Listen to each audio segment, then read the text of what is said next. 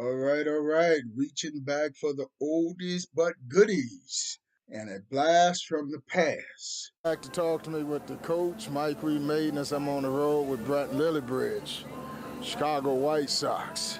How we doing today? Doing good, man. Just trying to get out of the cold, man. It's way too late in May right now to be getting this cold.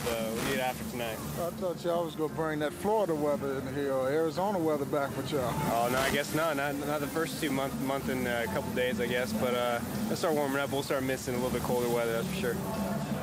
Well, you know, the team has been going through up and down spell right now, and there's been a lot of expectation about what this team should be doing right now, and the fans anticipate.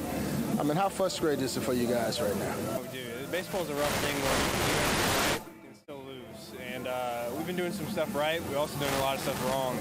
Watching TV land, you see a different scenery. We had to change because of the static, but we're talking about the ups and downs of the team.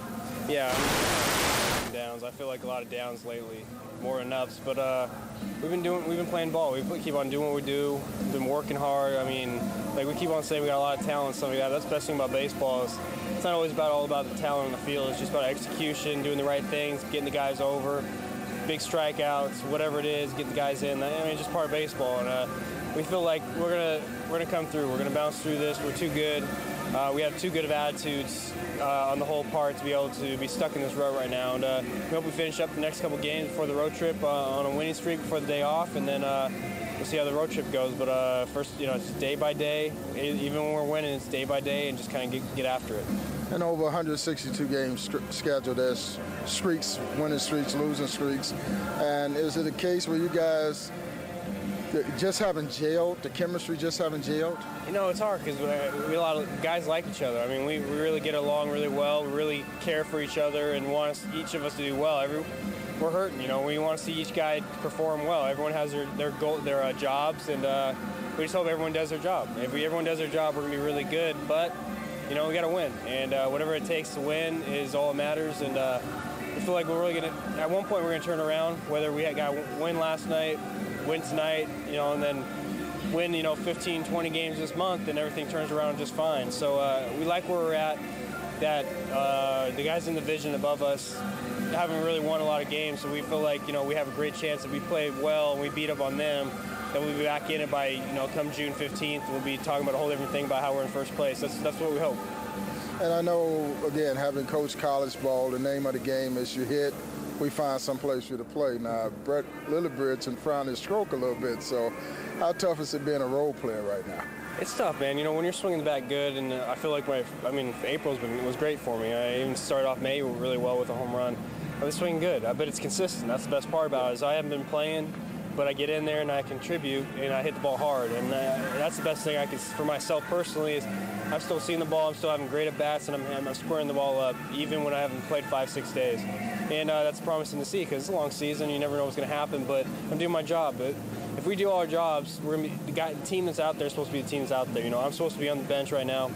But whatever it takes to spell a guy, if he's having a rough time, whatever, hopefully I made it a little bit easier. But the most important, I'm here to win, and I'm here to have a full season in the big leagues and have a lot of success. And then we'll talk from there about the starting job someday. But I'm here for one reason, that's to win and do my job. And when we're winning, I'm happy on the bench, man. We're winning, and I'm happy. If we're losing, I'm not so happy, and I want to play because I think I can do better. But it's just part of the game, and just be patient. Well, can you do me one favor when you guys come back from this road trip? Can you bring some good weather back with you? You got to think that it's in our favor that they're going to be at least warm up in the next 10 days. But I sure hope so. We're going to Seattle, so that ain't coming that way. We're not bringing rain, but we're going to Southern California. It'll be just fine. But hope for a good road trip. Rest of the series against Minnesota. Quick series against Minnesota to kind of set the tone. We beat up on each other a lot last year, and we hope to start off this year the same way. Coach, one-on-one with the coach, Michael E. Mayden.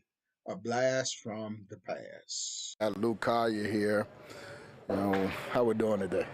Doing pretty good, man. Excited about today. Got some young talent out here, getting ready to work out in front of some pro scouts. So I'm always excited about that. Now, you're Chicago product. Played in the big leagues 14 years of professional baseball experience. Alumni Coach Mayden, I got to get that in. Yeah, I made him. Don't forget it. So, I mean, now you're scouting for the Kansas City Royals after playing in the major leagues. I mean, what are some of the transitions that you have to go through from player to scouting? Well, I know I learned a lot about the ins and outs about, what teams look for in a player. Mm-hmm. It helped me out a lot, because I was curious when I played. I wanted to know what it was that they liked about me, what made me, a prospect and stuff like that. So when I went to scout school, they taught us a lot about what to look for, the different tools and how to evaluate the tools. And that's all I do now, we look for guys who can run, throw, bat speed, but most of all, we look for kids that got the good makeup, that wants to play the game because, 162 games a year, hot sun, you're away from your family, you're in and out of hotels, so you got to really love this game and all the ups and downs that it's going to take to really, overcome, the negativity and get to the highest level. Kids got to really have outstanding makeup and to fight through that. So that's some of the things that we look for, some things that I know that I had that got me through. I try to look for those same things in kids. And having coached 30-plus years, I run across a lot of parents and players that have come in contact with major league players and passed along their kid's name and information on that player, thinking that player was going to get their kid drafted. They don't really understand.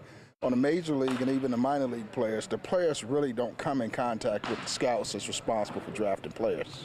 No, once the scout put the kid in and write the report on the kid, that's it.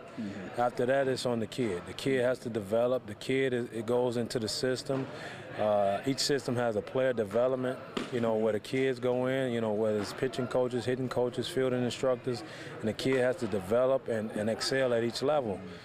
After the scout put the kid in, other than maybe a phone call to say, hey, man, how you doing? That's pretty much it. The scout doesn't have any bearing on what the kid does after they draft him or sign the kid. There are a lot of kids out there that have a lot of raw talent and ability, and they don't realize that, you have to master techniques to play on the next level because everybody's going to be good as far as ability is concerned. I mean, you got kids that got physical ability, kids that can run, throw, and hit. Once you get to a certain level, everybody can do that. What separates a kid is work ethic and the proper fundamentals and just the desire to want to compete and want to win.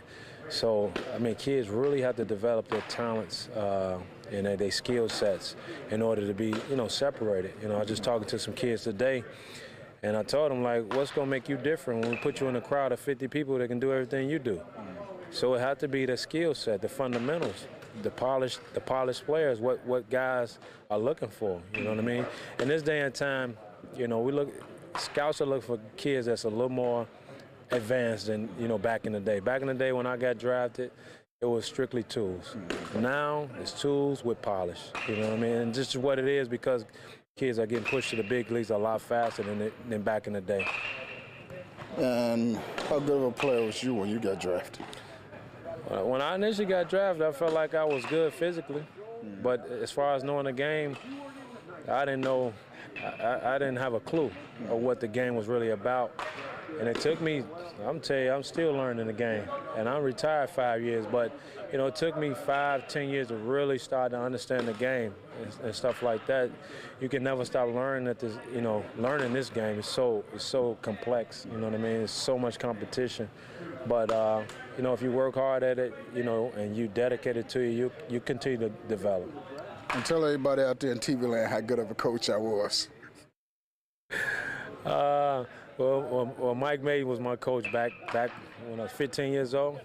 Just tell him how good I was, though. He was all right. He was all right. That's the end of this show. Lou Collier gets on Coach Mayden's show no more. Coach with Lou Collier on the road. So just sit back, relax, and enjoy this blast from the past with the coach, Michael E. Mayden. Welcome back to Talk to Me with the coach, Mike. Nice win. Well, Welcome back to Talk to Me with the coach, Mike Mayden, as we're on the road all year long, bringing you baseball with the big leaguers. And we got the man for the White Sox, Rios. How we doing? Hey, how are you? Just fine. You know, there's a lot of young high school, college baseball players that aspire to play in the big leagues. They watch you on TV. What was the road like for you getting to the big leagues? Well, it took a lot of hard work, you know, to be where I wanted to be, and that takes it takes a lot of dedication. Like I said before, a lot of hard work to become to become the best at what you want to do, you know. So that's what it took to me. So when you was a kid, did you have that dream of playing in the big leagues? Oh, well, as a kid, yeah, obviously I had that dream, and my father would take me to the field almost every day to take ground balls and to hit a little bit, and it was a good road, you know. I've been playing since I was like 5 years old, and it paid off. And I used to coach college baseball, and I would always tell my guys that you had to have one of the 5 tools to make it: ability to hit for power, run, throw on the field. So what was your tool that you impressed the scouts with? Well, I could do a little bit of everything, you know. I could run, and I could hit for a little power, could hit for a little average, you know. But I think I was pretty quick when I was younger, and I think they saw that on me, and I guess they liked it. So you was the man, in other words. Well, yeah, I was good when I was younger. And when you think about your journey through the big leagues, I mean, what has that experience been like for you? It was tough, you know. I played 5 years in the minor leagues. I went through every single level, but like I said, I think I put a little work on the things that I wanted to do, and it paid off. You know, like I said, it takes a lot of effort, dedication. You're away from your family. You know, that's one of the things that is the most hardest to deal with. You know, but it was good. You know, we worked hard, and it paid off. So we was with those guys in the minor leagues. Tell us how many hotels y'all tore up on the road. Oh man, we didn't stay at any. I mean, we stayed at motels. Obviously, you know, we don't get the luxury we have now in the big leagues. You have to room with somebody, and that's not comfortable, you know. But like I said, you have to go through those things when you want to reach the highest level, and. If you stick to your plan and do what you have to do, it's going to be fine. So was there some pillow fights in them days in the hotels? Oh, well, I was lucky that I didn't get into I didn't have any roommate that was into, like... You was all-American kid, in other words. Yeah, that's good, yeah. So, I mean, you know, but making that journey to the big leagues, when you made it up here, I mean, a lot of people don't understand the wear and tear on a major league body, 162-game schedule, spring training, cold weather, bad weather. I mean, they just think that you guys are supposed to be on every day. Yeah, it's something that, you know, it's hard for a fan to understand every aspect of the game. You know, sometimes some of them don't see the preparation before the games and all the travel that we have to do, and we don't get that many days off. You know, but it's something that we sign up for. We have to be. We have to appreciate what we do, and the fans they have to appreciate also what we do. You know, we do. It's hard work what we do. You know, it seems that it's easy, but it's not that easy. You know, the preparation part of the game, I think it's the hardest part. I don't think they understand. Sometimes you guys play a night game in one city, fly out, get in 3-4 o'clock in the morning.